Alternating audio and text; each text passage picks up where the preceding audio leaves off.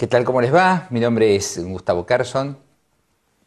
A esta altura del curso, me imagino que ustedes saben que el trastorno bipolar es una patología psiquiátrica de muchísima prevalencia y con una alta mortalidad. Y como si esto fuera poco, generan muchas emergencias, van desde el polo depresivo con intentos suicidios de alta letalidad hasta el polo maníaco. Y dentro de ese espectro hay una cantidad de situaciones diversas que después vamos a ver. Por eso, el resolver adecuadamente las emergencias que presenta el trastorno bipolar es fundamental para la evolución y el pronóstico del caso. El objetivo de esta exposición va a ser que ustedes tengan las herramientas para saber qué evaluar de manera protocolizada, qué hacer y fundamentalmente qué no hacer frente a una crisis de un paciente bipolar. ¿Por qué son frecuentes las emergencias del trastorno bipolar? Por un lado, porque son pacientes muy vulnerables al estrés. Esto es, el trastorno bipolar es una diátesis muy sensible frente a diversos estresores que puede hacer que se desestabilicen. Pero además, hay algunas características inherentes a la patología, como la ira, la impulsividad y la agresión, que aún fuera de episodios de desestabilización, pueden ser generadores de emergencia.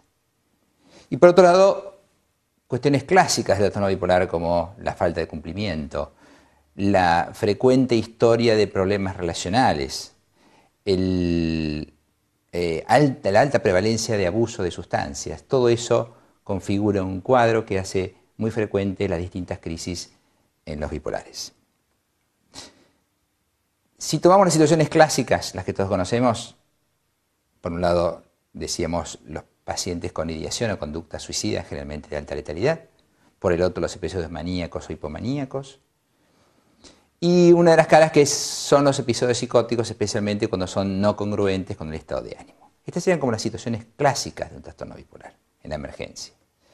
Ahora bien, hay una cantidad de situaciones dentro de ese espectro que no son de estas tan conocidas, pero son de hecho las más frecuentes de ver. Por ejemplo, la aparición de síntomas prodrómicos o la aparición de conductas que son no habituales en el paciente y que alarman a la familia, especialmente cuando la familia sabe que esas señales pueden ser indicadores de una descompensación. Por ejemplo, un paciente que empieza a dormir menos, un paciente que empieza a tener más gastos, empieza con proyectos demasiado megalómanos, o en el otro extremo, un paciente que comienza a estar anérgico, desinteresado, desganado. Estos pueden ser los comienzos de una desestabilización. El consumo de sustancias o alcohol, el paciente irritable, independientemente de estar desestabilizado, los problemas vinculares con la familia, los síntomas comórbidos, por ejemplo, los trastornos de ansiedad, los ataques de pánico o vinculados al trastorno de personalidad. Y finalmente algo clásico de vuelta que es la falta de cumplimiento. Veamos un ejemplo. Un chico de 18 años que tuvo un episodio bipolar 3 meses atrás, internado por un cuadro maníaco, y que una vez en su casa y acomodado empieza progresivamente a salir un poquito más de noche, a consumir un poquito más de alcohol. Esto lleva a que no cuide la higiene del sueño, a que tenga un pobre rendimiento académico. Lógicamente la familia se preocupa y no sabe muy bien qué hacer. Por un lado la madre tiende a apañarlo, por otro lado el padre quiere poner algún límite y no sabe cómo. La cuestión es que en un determinado momento el chico llega una noche o una madrugada claramente alcoholizado y por el aumento de la impulsividad que genera el alcohol, tiene una discusión con el padre que trata de decirle por qué llegó tan tarde, cuestión que terminan en una pelea donde el chico empuja al padre al suelo y le pega una trompada. Uno diría, ¿es esta una emergencia? ¿Es esto producto de una desestabilización? En principio, es una emergencia porque lo que está mostrando la situación es que la familia no sabe cómo resolver algo en un paciente que es bipolar y que si bien, como después vimos, el cuadro no era una descompensación, estos factores como el aumento del consumo de alcohol, el cambio de los patrones de sueño, el aumento de la tensión o de la emoción expresada familiar, esto podría llevar a una descompensación. Esto es casi lo que pasa con un diabético. Para una persona que no tiene diabetes, una pequeña lesión en el pie no significa nada importante. Para una persona que tiene diabetes, sabe perfectamente bien que esto puede ser el comienzo de una infección severa. Ahora bien, muchas emergencias ocurren sin diagnóstico de trastorno bipolar. Esto puede ocurrir por falta de información, porque no hay alguien que informe, o las personas que están son malos informantes, o porque es el modo de comienzo de la enfermedad, que es relativamente habitual. Por eso es tan importante en la emergencia poder extremar el diagnóstico antes de hacer una intervención especialmente farmacológica, porque un diagnóstico erróneo y una intervención consecuentemente errónea puede llevar a una mala evolución y pronóstico del caso. Imaginemos una paciente que consulta por ideación suicida con un cuadro de depresión con, entre comillas, ansiedad, que en realidad podría ser un episodio disfórico, una depresión mixta.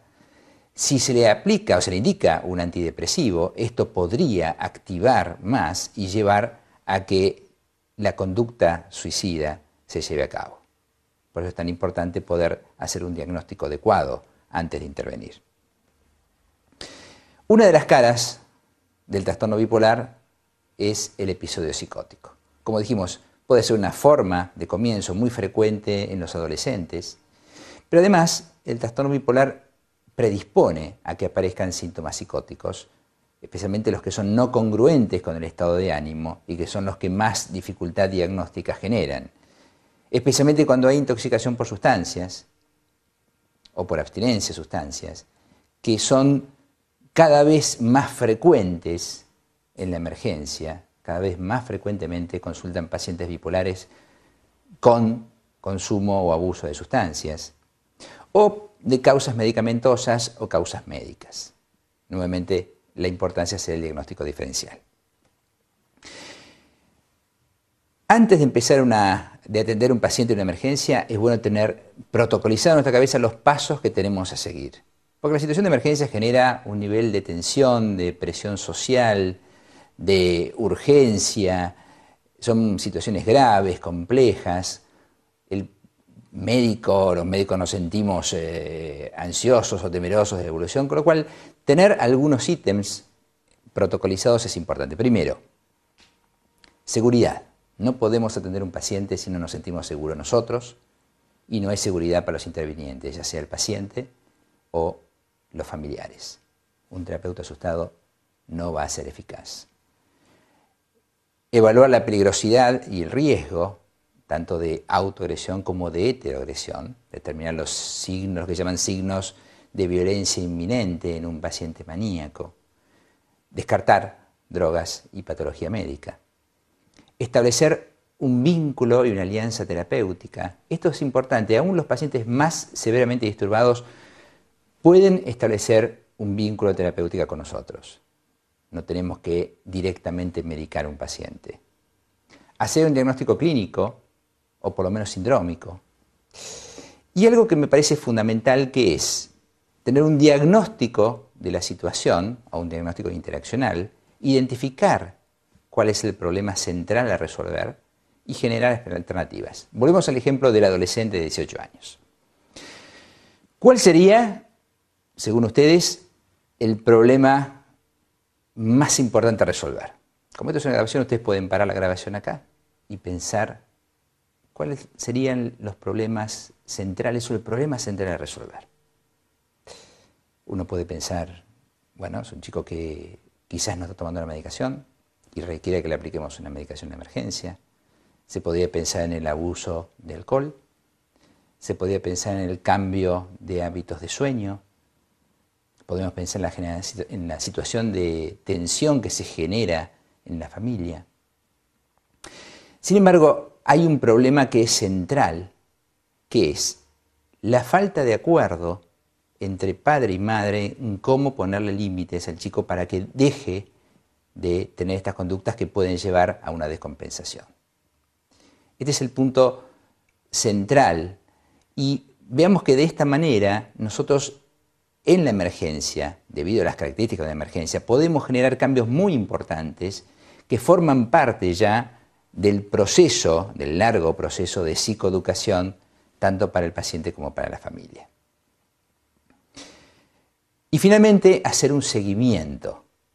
Es muy importante que cuando uno interviene, a las horas, luego el día siguiente, haga un seguimiento, a veces con un seguimiento telefónico suficiente para saber qué pasó y eventualmente hacer pequeños ajustes en las intervenciones que hemos tenido.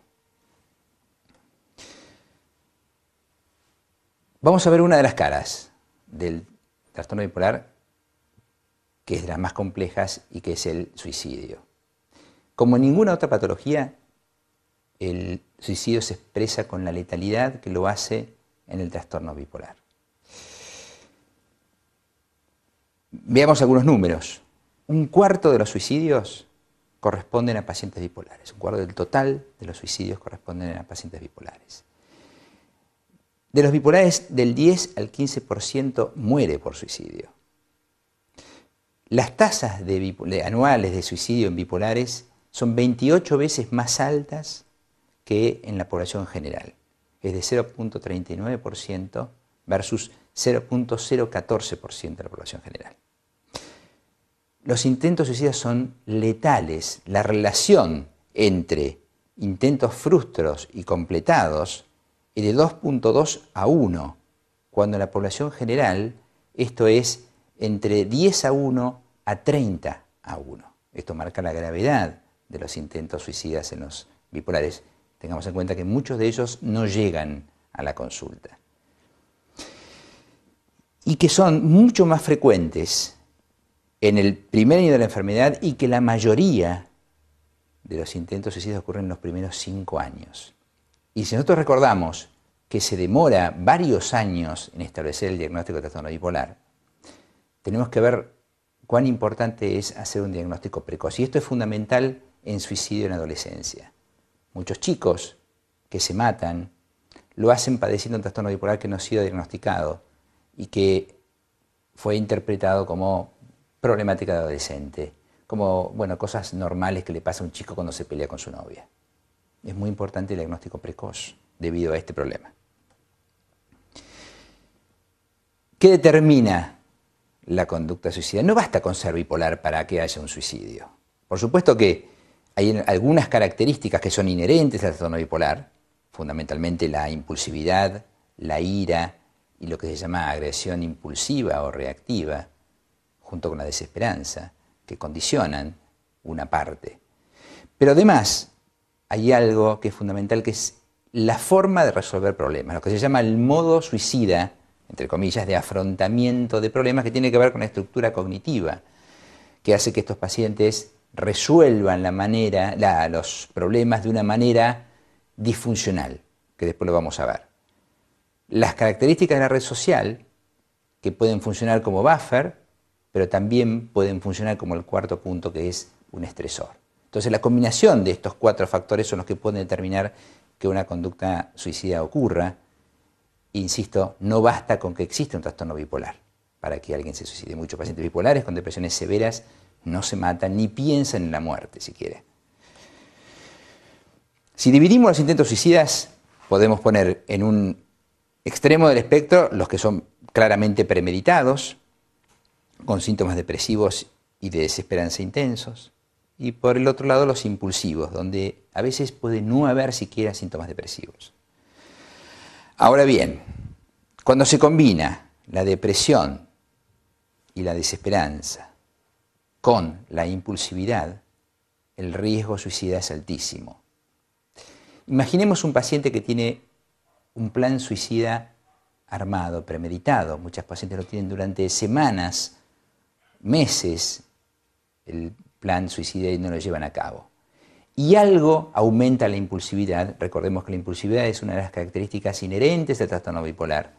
Por ejemplo, la falta de sueño, o clásicamente sustancias, o la inclusión de un antidepresivo. Esto hace que la impulsividad aumente y que entonces el riesgo suicida sea altísimo. Debido a la letalidad de los intentos suicidas en los bipolares, a la gravedad, históricamente se trató de determinar, bueno, ¿qué podemos hacer para predecir el suicidio? ¿Cómo podemos hacer para anticipar y definir qué paciente se va a matar y qué paciente no se va a matar? Y la verdad que la mala noticia en esto, y empezamos por la mala, es que el suicidio no se puede predecir. Lamentablemente, el suicidio no hay forma de predecirlo de manera adecuada, porque no hay forma de diferenciar qué pacientes se van a matar, la sensibilidad de quienes no se van a matar, que eso es la especificidad. Ahora bien, pasemos a las buenas noticias, que son más. Decíamos que para tratar de determinar qué pacientes pueden matarse, se hicieron largas listas de lo que se llaman factores de riesgo. Los factores de riesgo sirven a fines estadísticos y para determinar grupos que tienen un riesgo en el largo plazo, en meses o años. Pero para la emergencia esto no nos sirve, porque nosotros necesitamos saber esto, que son los predictores de riesgo. Esto es, ¿qué elementos nos permiten determinar nosotros que ese paciente en particular tiene un riesgo inminente, y esto evaluado en horas o en días, pero básicamente en horas? Recordemos que las crisis suicidas son breves, duran horas. El paciente tiene un acné, después vuelve a bajar y después puede volver a subir dentro de su intensidad de letalidad. Entonces lo que podemos determinar son lo que llamamos predictores de riesgo modificables. O sea, predictores de riesgo que pueden ser individualizados para cada paciente en particular, pero que además nosotros podemos tratar. Entonces nosotros no podemos predecir el suicidio, pero podemos disminuir claramente el riesgo suicida tratando alguno de estos factores. Por ejemplo, el trastorno psiquiátrico descompensado, y en este caso el trastorno bipolar, estabilizarlo. Tratar síntomas psicóticos, la intoxicación por sustancias, la red social disfuncional o con una emoción expresada alta, la ansiedad rumiante, el insomnio global, la impulsividad, los ataques de pánico, el autoaislamiento, el acceso a medios letales, la discontinuidad del tratamiento, que después vamos a ver, el modo disfuncional de resolución de problemas que habíamos mencionado, la agitación y los ataques de ira o anger attacks o la agresión reactiva. Todos estos factores tenemos que determinarlos en la evaluación del paciente suicida y tratarlos. Si bajamos alguno de estos, que para cada paciente será uno o algunos de estos, el riesgo va a disminuir sensiblemente.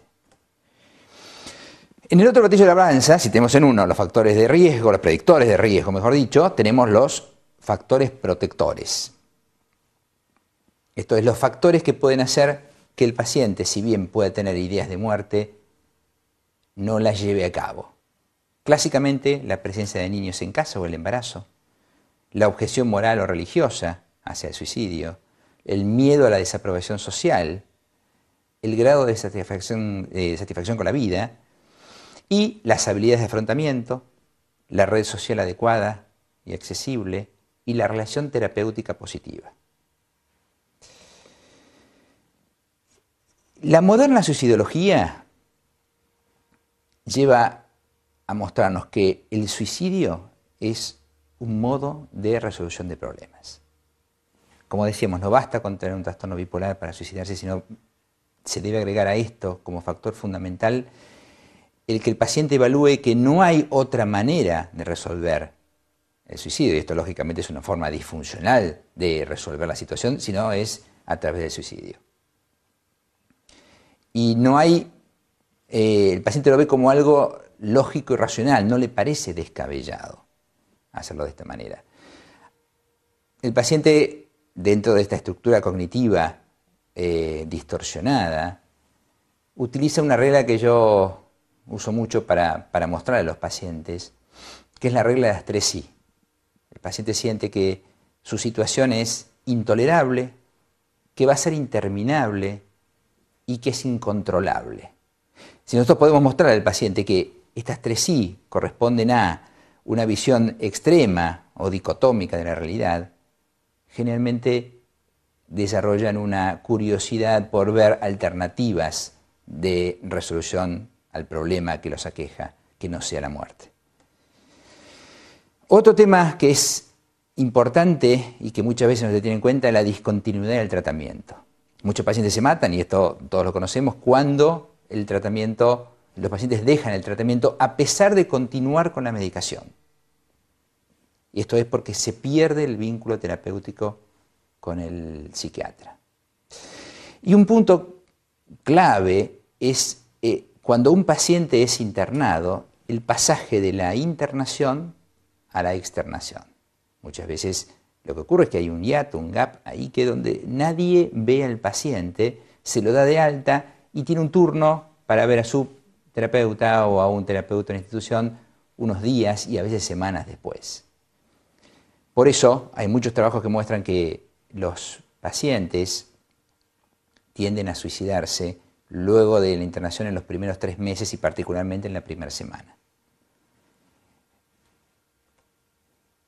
Dentro de la evaluación tratamos de ver la ideación suicida. ¿Cómo son las ideas? ¿Son obsesivas? ¿Son sobrevaloradas? ¿Son delirantes? ¿Con qué frecuencia aparece? ¿Con qué intensidad? ¿En qué momento ocurren? ¿Hay alguna situación en particular donde esto ocurre y algunas donde no ocurre? ¿Son controlables? Y si son controlables, ¿de qué manera el paciente lo controla? Esto nos va a dar herramientas para nosotros aplicarlas con el paciente. ¿Son egosintónicas o egodistónicas?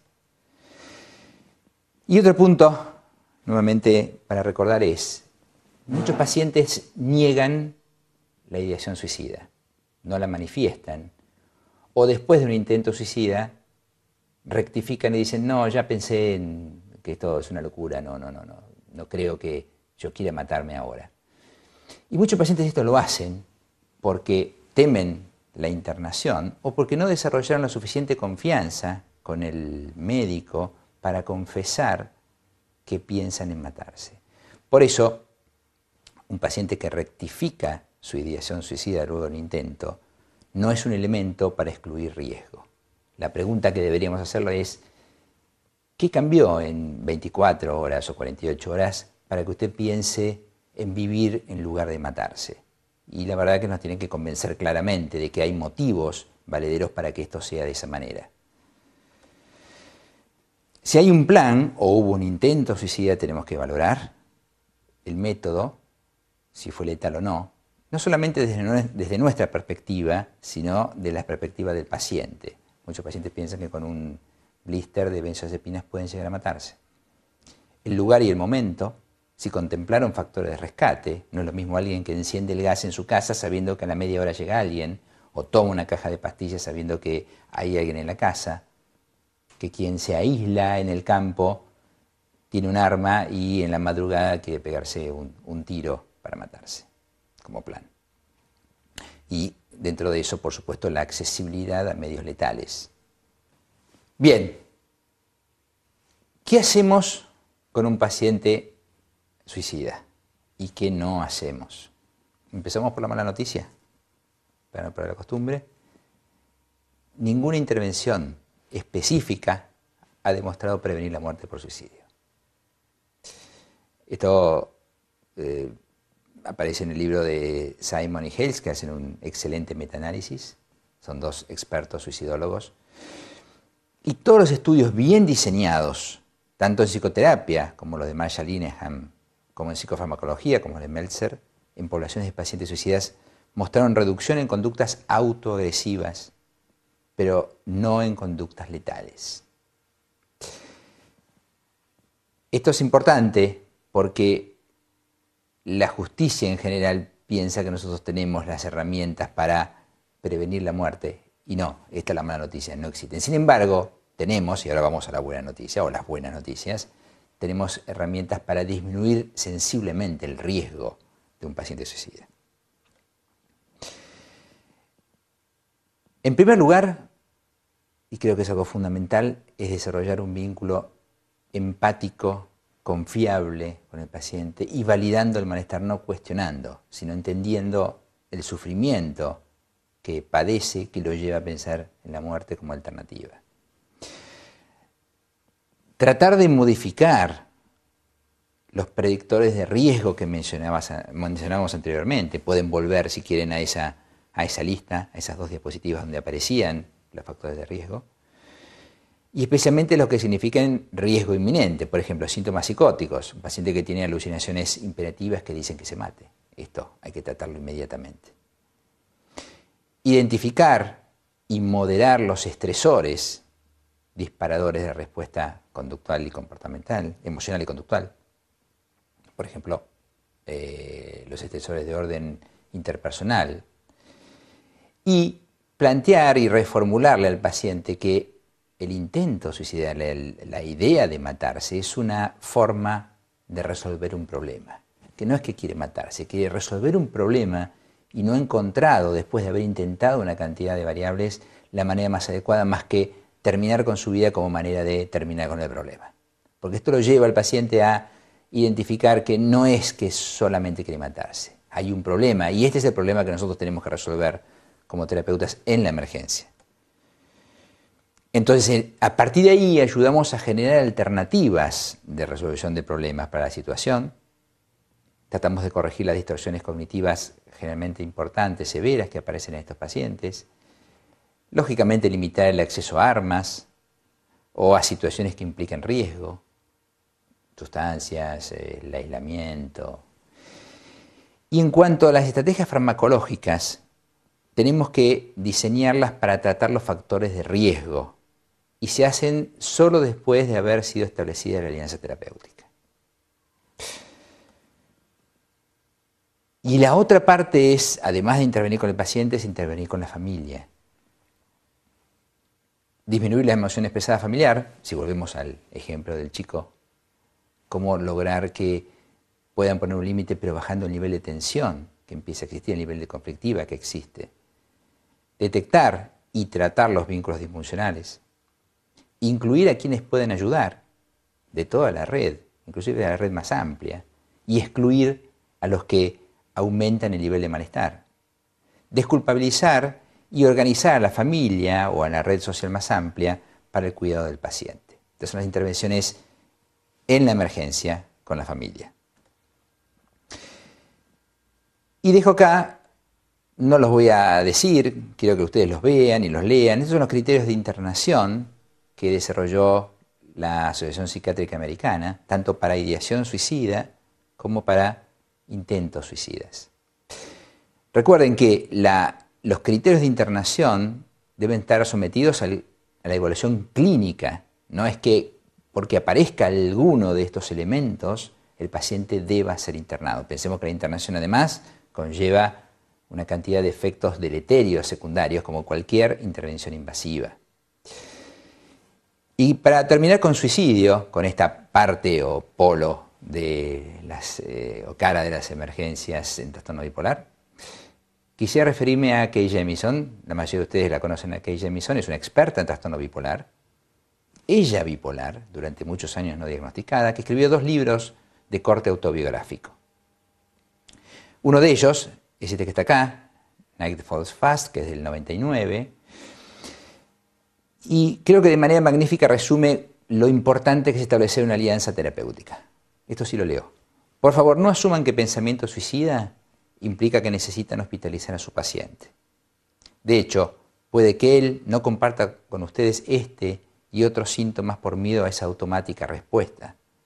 Establezcan un vínculo confiable primero y luego pregunten acerca de cómo los pensamientos suicidas los afectan.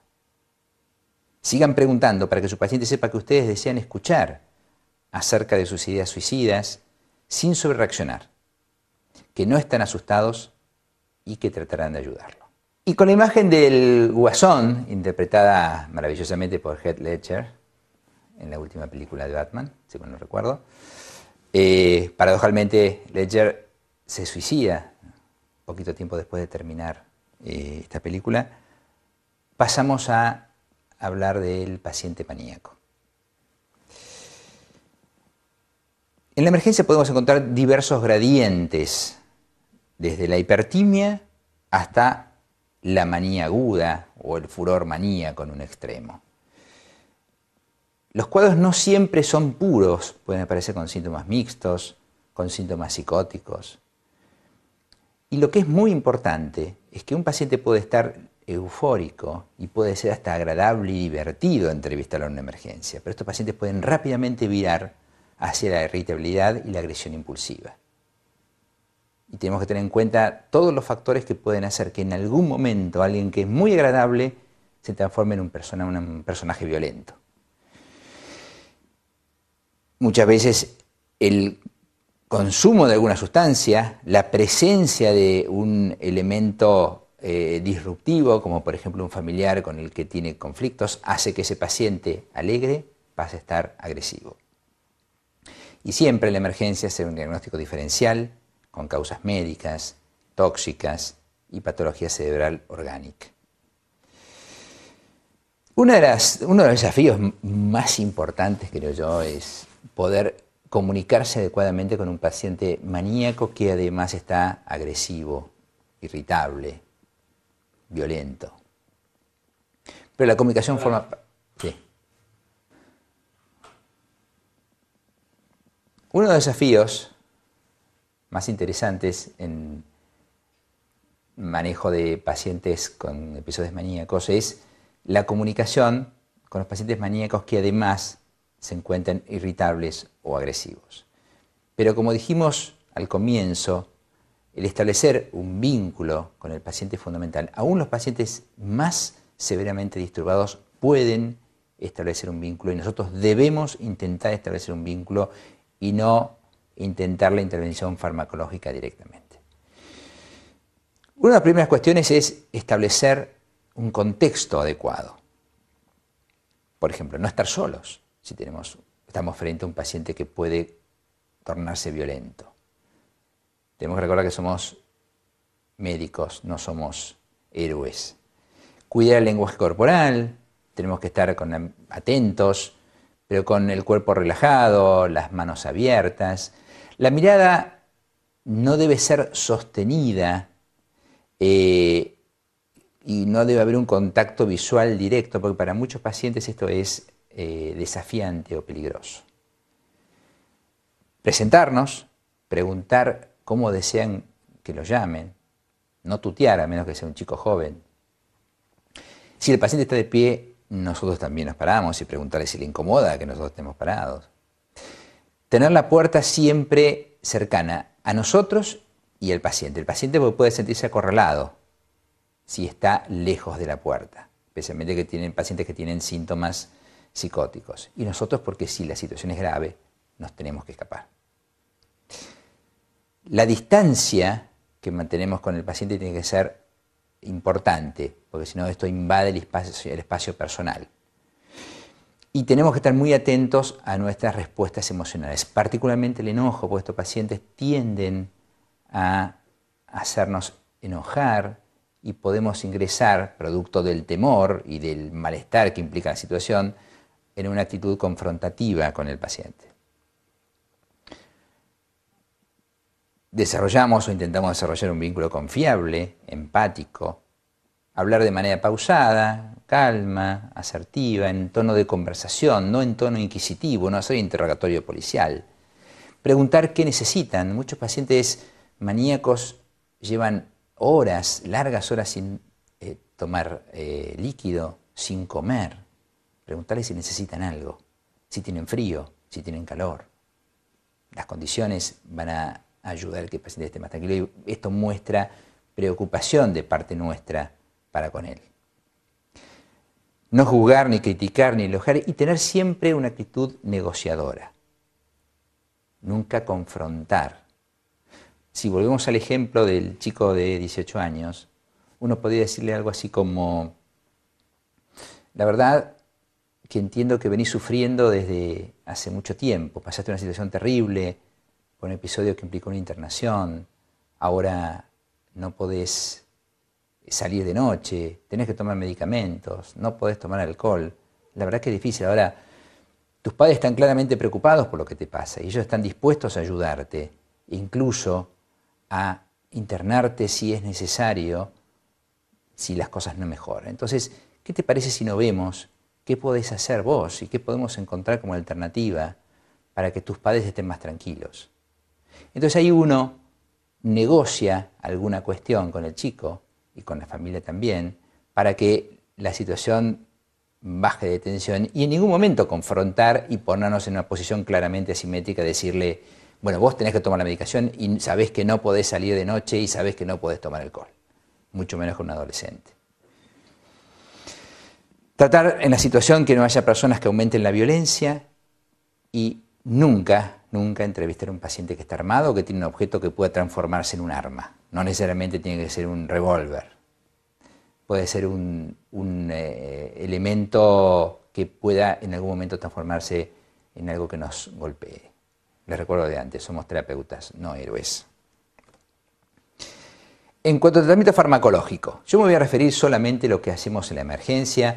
En otras clases se ha desarrollado qué se hace con un paciente maníaco, qué se hace con un paciente que hay que estabilizar por un cuadro depresivo. Tenemos que tener claro que los objetivos en la emergencia son tratar síntomas blancos que aumenten el riesgo del paciente. La sintomatología psicótica, maníaca, la agitación, la agresividad, la impulsividad, la ira, la ansiedad. En la emergencia tenemos que usar solamente fármacos de probada eficacia y seguridad y de acuerdo a protocolos validados. Si bien, como vamos a ver, hay muchos medicamentos, y ustedes habrán visto en otras clases que hay muchos medicamentos, en la situación de emergencia, en la situación aguda, tenemos que utilizar protocolos validados. Y no usar fármacos que no están aconsejados, como por ejemplo los famosos cócteles que se utilizan. La combinación tiene que ser una combinación de fármacos que esté comprobada su eficacia. Básicamente hay dos grupos de fármacos, los antipsicóticos por un lado, las benzodiazepinas por el otro. De los antipsicóticos, los típicos son los con amplia experiencia, y el haloperidol es el ejemplo más importante. Y los atípicos todos reúnen evidencia de eficacia, si bien los más probados son la risperidona y la olanzapina. De todos modos, vamos a elegir el fármaco en la emergencia de acuerdo al perfil de síntomas del paciente, a el objetivo que buscamos, a los antecedentes, si podemos obtenerlos, de efectos adversos que haya tenido, y la vía de administración. Alguno de estos fármacos no puede ser administrado por vía oral y necesitamos la vía parenteral. De las benzodiazepinas, los sedativos son los sedativos más seguros, y un tema importante en esto es que sinergizan el efecto de los antipsicóticos, permitiendo reducir la dosis de ellos. Los más usados son el clonazepam por vía oral, pero fundamentalmente el lorazepam, que se puede aplicar tanto por vía intramuscular como por vía oral. En cuanto a los estabilizadores y anticonvulsivantes, en la emergencia tienen un papel secundario. Por supuesto, es fundamental estabilizar al paciente, pero en el tratamiento agudo, en lo que llamamos tranquilización rápida, que después vamos a ver, adquieren un papel secundario. Se puede utilizar en pacientes que aceptan la medicación por vía oral, en los cuales tenemos corroborado el diagnóstico, y generalmente cuando el cuadro fue ya medianamente controlado. Una alternativa en la urgencia dentro de este grupo es el divalproato, porque el divalproato tiene una eficacia muy buena, tiene un rápido inicio de acción, y utilizando dosis de carga de 20 a 30 miligramos por kilo de peso por día, ayudarían a sinergizar el efecto de los otros fármacos. Los otros antirrecurrenciales tienen una acción mucho más lenta, como la carbamazepina o el anticonvulsivante, la difenidantoína, y en general no son de utilidad en la emergencia. Bueno, y ahora nos vamos a referir a lo que llamamos tranquilización rápida, que es un protocolo de tratamiento de uso exclusivo en la emergencia, y que tratamos, una vez aplicado esto, de instaurar el tratamiento etiológico una vez tranquilizado el paciente. En lo posible, como dijimos antes, tenemos que registrar antecedentes de respuesta a medicación y evaluar y controlar efectos adversos. Por ejemplo, cardiovasculares con los atípicos, extrapiramidales con los típicos como el haloperidol, en particular la acaticia, que puede aparecer y puede ser un factor que descompense aún más al paciente agitado. Y con las benzodiazepinas, la depresión respiratoria. Decíamos que el lorazepam es el medicamento de primera elección, especialmente cuando no conocemos el diagnóstico. Muchas veces no podemos tener asegurado el diagnóstico en la situación de emergencia. Cuando los pacientes están intoxicados, cuando no tenemos antecedentes clínicos. Son medicamentos muy seguros y el lorazepam es muy seguro. ¿Y por qué? Porque tiene una acción rápida, tiene una buena absorción intramuscular, no tiene metabolitos activos, tiene una vida media relativamente corta. Vía oral o intramuscular las equivalencias son similares. Tiene un pico plasmático a la hora, con lo cual el paciente empieza a estar sedado a los 20-30 minutos de haber aplicado una inyección intramuscular. Tenemos que tener, como siempre, con las benzodiazepinas precaución con la insuficiencia respiratoria.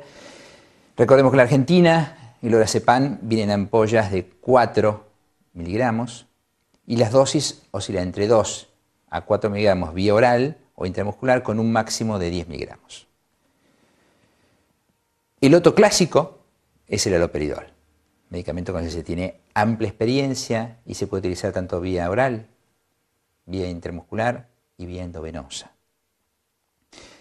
Si usamos la vía intramuscular y después pasamos a la vía oral, recordemos que tenemos que utilizar 1.5 veces la dosis que utilizamos por vía parenteral. El pico plasmático es relativamente rápido, a los 15 minutos, con lo cual obtenemos una sedación bastante rápida. Tener siempre cuidado con los síntomas extrapiramidales. Y la dosis oscila entre 5 y 10 miligramos cada 60 minutos, con una dosis máxima diaria de 40 miligramos. Y de los atípicos, los dos más usados son la risperidona, o los dos validados, en realidad son la risperidona y la olanzapina.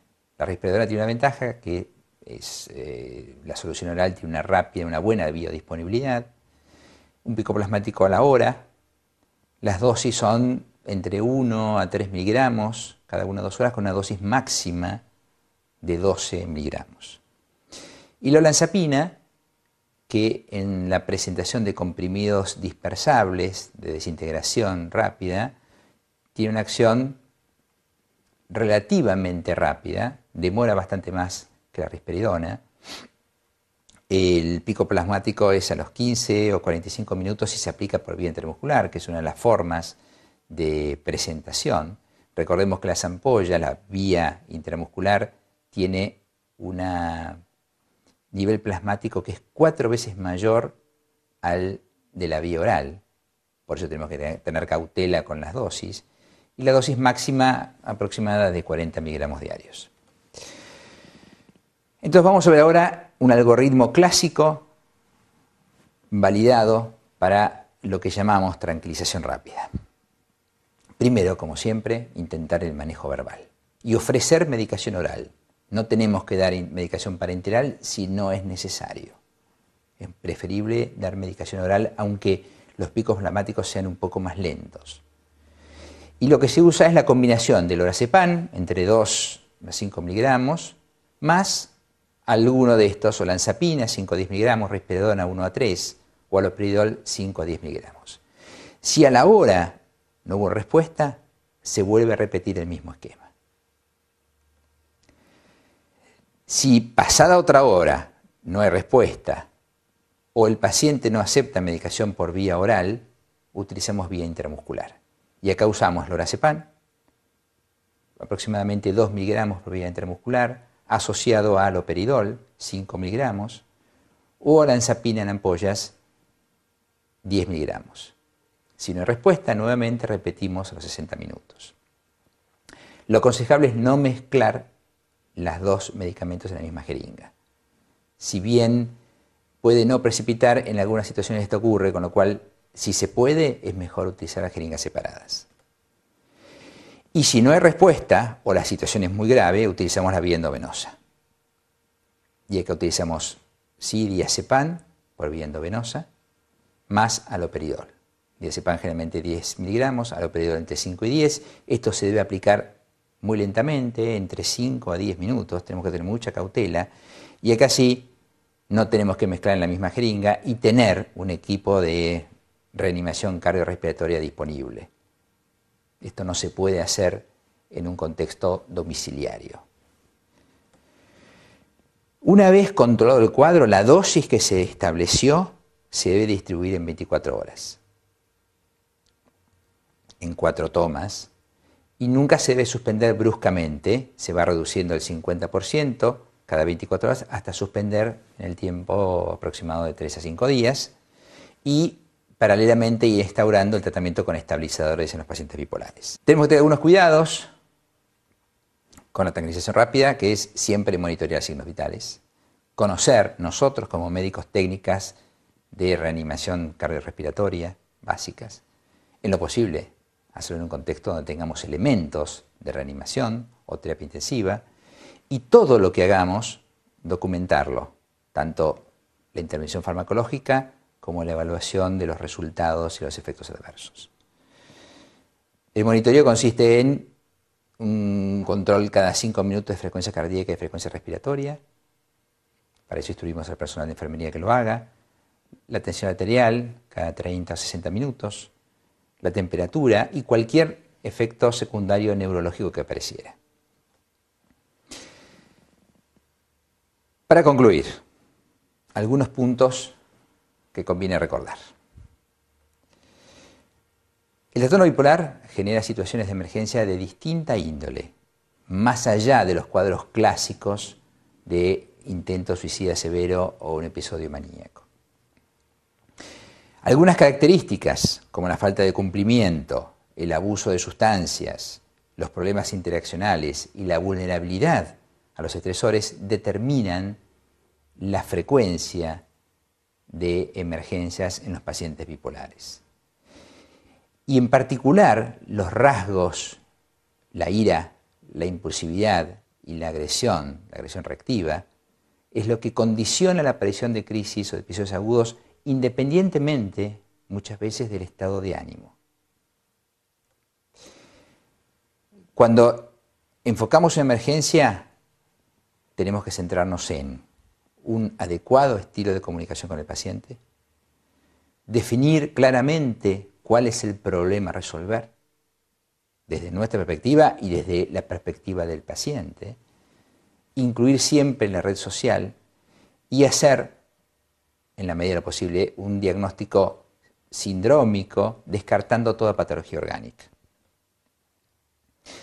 En cuanto a la estrategia farmacológica, recordemos que es de tiempo limitado y está diseñada para objetivos específicos, reducción de impulsividad, de agresión, de síntomas psicóticos. Y siempre se deben usar fármacos que reúnan evidencia de eficacia y seguridad. Y siguiendo un protocolo, como mencionamos recientemente, de tranquilización rápida. En cuanto a suicidio, la muerte por suicidio tiene mayor prevalencia en trastorno bipolar que en ninguna otra patología. Y el suicidio está combinado no solamente por los factores determinados por el trastorno bipolar, como la impulsividad y la desesperanza, sino también por el estilo disfuncional de resolución de problemas, generalmente frente a un estresor de importancia. No podemos predecir ni prevenir el suicidio, pero podemos reducir el riesgo, y esto lo debemos hacer a través de establecer una sólida alianza terapéutica, tratar todos los factores de riesgo modificables o los predictores de riesgo modificables y atenuar los estresores, especialmente los que son de orden interpersonal, incluyendo siempre a la red social. Y bueno, les dejo para finalizar una lista de libros que creo que pueden ser de utilidad, en particular el libro que les mencioné previamente de Simon y Hales, que es excelente como tratado de suicidología. Bueno, espero encontrarlos en el foro en estos próximos días. Muchas gracias.